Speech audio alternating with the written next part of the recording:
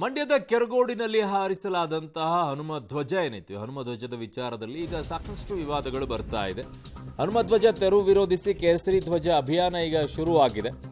ತಮ್ಮ ಮನೆಗಳ ಮೇಲೆ ಕೇಸರಿ ಧ್ವಜವನ್ನ ಈಗ ಕೆರಗೋಡು ಜನ ಹಾರಿಸಿದ್ದಾರೆ. ಅವ್ರ ಮನೆ ಮೇಲೇನೆ ಕೆರಗೋಡು ಗ್ರಾಮದ ಮನೆಗಳ ಮೇಲೆ ಈಗ ಕೇಸರಿ ಧ್ವಜ ರಾರಾಜಿಸ್ತಾ ಇವೆ. ಫೆಬ್ರವರಿ 2ರಿಂದ ಮನೆಗೆ ಹನುಮ ಧ್ವಜ ಅಭಿಯಾನಕ್ಕೆ ಈಗ ಬಿಜೆಪಿ ನಿರ್ಧಾರ ಮಾಡಿದೆ.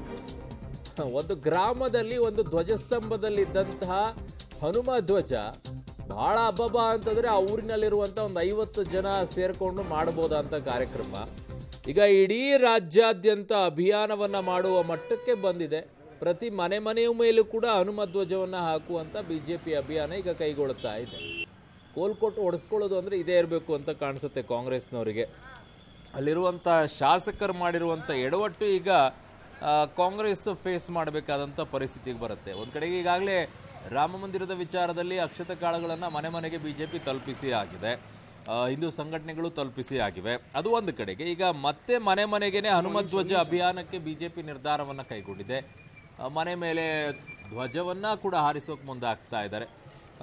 ಈಗಂತೂ ಶುರು ಆಗಿದೆ. ಅಲ್ಲಿ ನೋಡ್ತಾ ಇದ್ದಾರೆ ದೃಶ್ಯವನ್ನು ಕೆರಗೋಡಿನಲ್ಲಿ.